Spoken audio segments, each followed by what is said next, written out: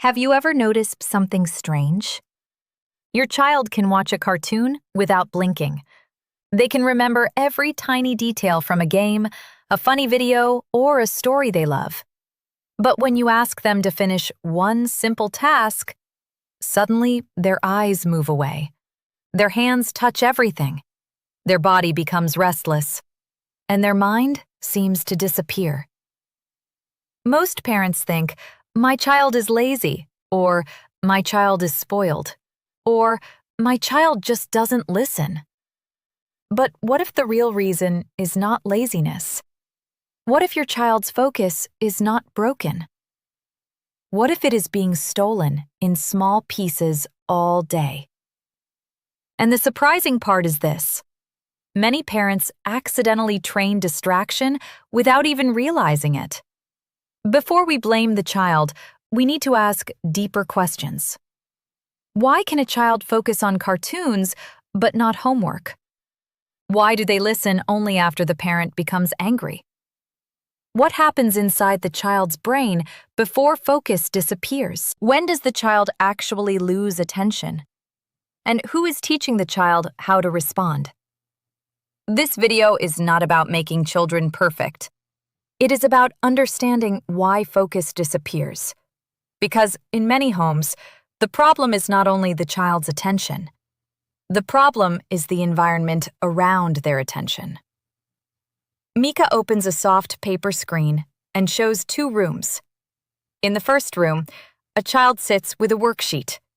Around the child are parent reminders, phone sounds, unfinished toys, a bright screen nearby, and a tired parent saying, "Focus, hurry up! Why are you not listening?" In the second room, the task is still there, but the feeling is different. The parent speaks less. The first step is clear. The child's body is calmer before the task begins.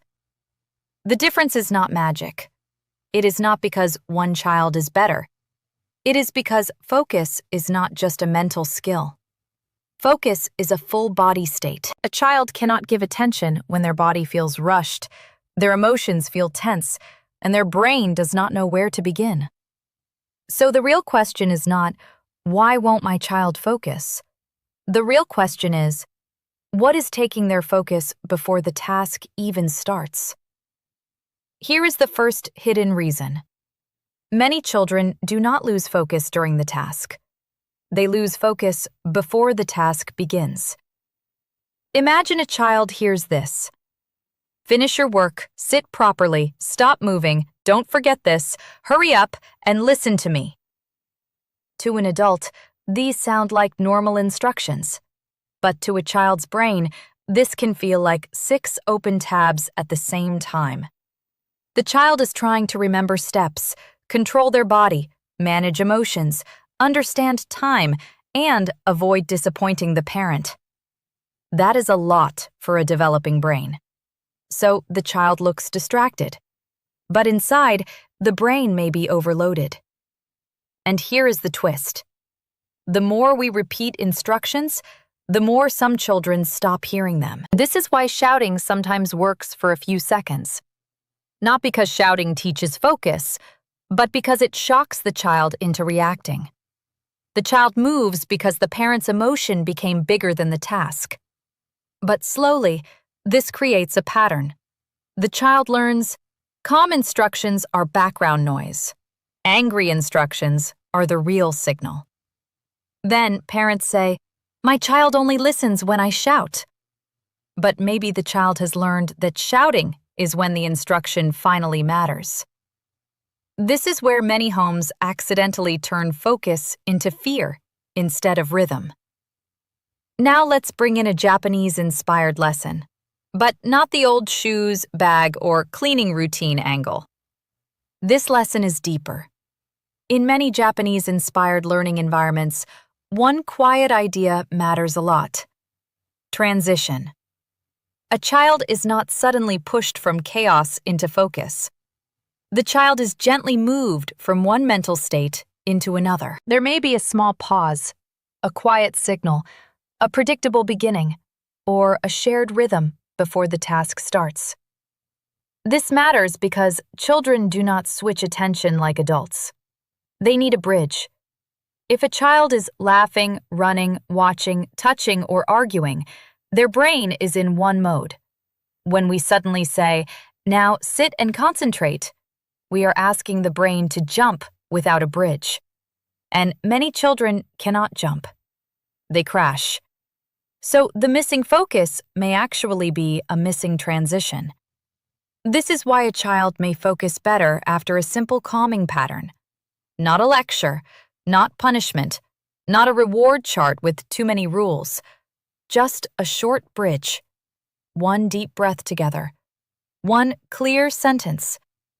First calm body, then small start. One tiny first step. One quiet beginning sound. One parent sitting nearby without correcting every second. The goal is not to control the child. The goal is to prepare the brain. A child's focus is like a small flame. If you throw pressure on it, it can go out. If you protect it from wind, it grows. Most parents are not missing effort. They are missing the first 60 seconds before focus begins. Now, here is the second hidden reason. Children lose focus when the task feels too big. Adults see one worksheet and think, "This will take 10 minutes." But a child may see the same page and feel a wall. The brain does not say, "This is one page." The brain says, "This is too much. I don't know where to start." So the child touches the pencil, looks around, asks for water, complains, moves, or starts talking. Parents think the child is avoiding work. Sometimes they are, but often avoidance begins when the brain cannot find a small enough first step. This is why "finish your homework" is weak. It sounds simple, but for a child, it may feel too large. A stronger line is, "Write the first answer only." Read the first line with me. Circle the easiest one first. Small starts reduce mental resistance. The child who cannot finish the whole task may still be able to open one tiny door. Mika draws a large mountain, then turns it into 5 small stepping stones. This is the focus ladder. Step 1. Calm body. Step 2. Clear first action. Step 3. Short work period. Step 4. Tiny pause. Step 5. Gentle return. Many parents only focus on Step 3, work. But many children need Step 1 and Step 2 before work becomes possible. This is why calm family rhythms can help. Not because the child is never distracted, but because rhythm reduces confusion. The child does not have to ask, "What now? How long? Where do I begin? Will my parent get angry? Am I already failing?" When those questions are removed, attention has more room. Focus grows best when the child's brain does not have to fight confusion first. Now, the third hidden reason. Many children are not distracted by objects. They are distracted by emotional noise. A parent's disappointed face. A sibling's comment. A fear of being wrong. A memory of yesterday's scolding. A task that already made them feel bad before. Children do not separate emotions from learning as cleanly as adults do. A child may say, "I hate reading," when the real feeling is, "I hate feeling slow." They may say, "This is boring," when the real feeling is, "I am scared I will get it wrong." They may say, "I don't care," when the real feeling is, "I don't want to fail in front of you." So the parent hears attitude, but underneath, there may be protection. Sometimes distraction is the child's way of escaping a feeling, not escaping the task. This is where calm structure becomes powerful. Calm parenting does not mean letting the child do anything. It means the parent says, "I will make the next step clear. and I will not turn this moment into a battle. The child still has responsibility, but the responsibility feels reachable. Try this line. We are not doing the whole thing right now. We are only opening the door.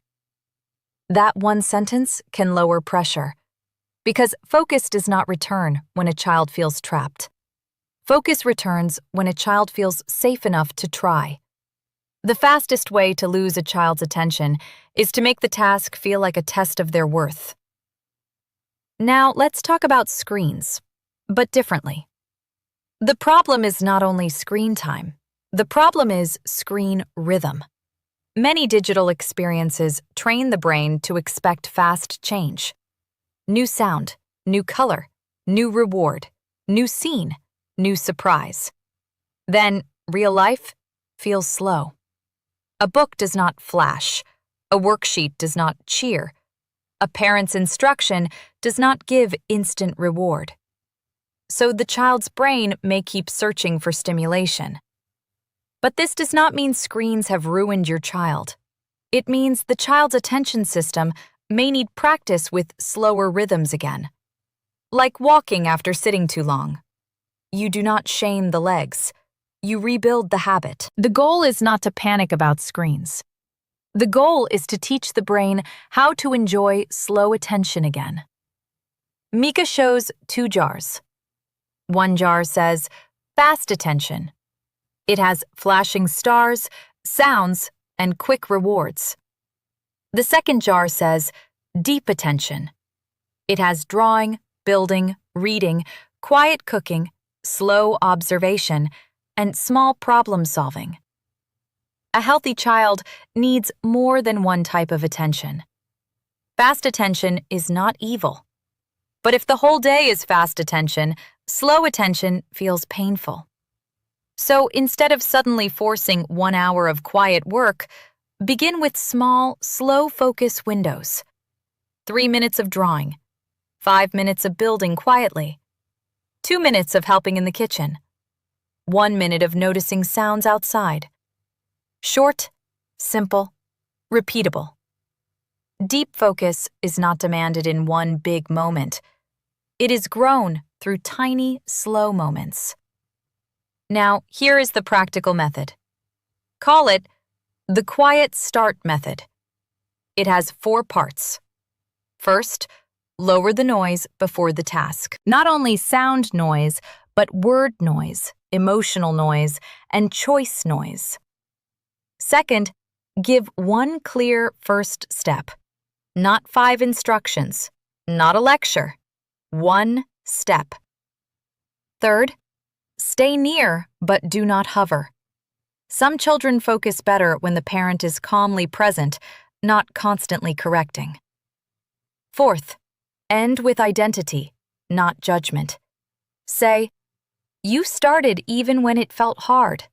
Not, see, that was easy. Because for the child, it may not have been easy. A child repeats what makes them feel capable, not what makes them feel small. Let's make it real. Instead of saying, why can't you focus? I told you 10 times. Try, pause. We are starting small. Point to the first one. That is all. Instead of saying, you always get distracted. Try, your brain is jumping. Let's give it one place to land. Instead of saying, hurry up. Try, we will do 2 quiet minutes, then check. This language does not remove discipline. It makes discipline easier for the child's brain to follow, because the goal is not to win an argument. The goal is to build attention, and attention is built better through practice than pressure. So what is the real reason your child can't stay focused? It may not be one reason. It may be a chain. Too much stimulation, too many instructions, too little transition, too much pressure, too big a task, too much emotional noise, too few slow focus moments. And when all of these happen together, a child's brain does not say, I will focus now. It says, I need to escape. This is why the solution is not one trick. It is a new rhythm. A parent who speaks less but more clearly. A task that starts smaller. A calmer beginning. A screen routine that leaves room for slow attention. A child who feels guided, not judged. The child you call distracted may simply be waiting for a calmer path into focus. Mika closes the episode beside a soft, glowing focus ladder. Here is the final lesson. Do not ask, how do I force my child to focus? Ask, what is making focus harder than it needs to be? Is the task too big? Are my instructions too many? Did we skip the transition? Is my child afraid to be wrong? Have we practiced slow attention today? Focus is not built by shouting the word focus. Focus is built by rhythm, small starts, emotional safety, calm repetition, and parents who understand that a distracted child is not always a disobedient child. Sometimes, they are just a child whose brain needs a bridge. And once you build that bridge, the child does not just finish the task. They begin to trust themselves. And that is where real focus starts. If this video helped you see your child's focus in a new way, subscribe for more science-backed Japanese parenting, baby psychology, and family lifestyle lessons with Mika. In the next video, we will explore another quiet parenting habit that can change the way children listen, learn, and grow.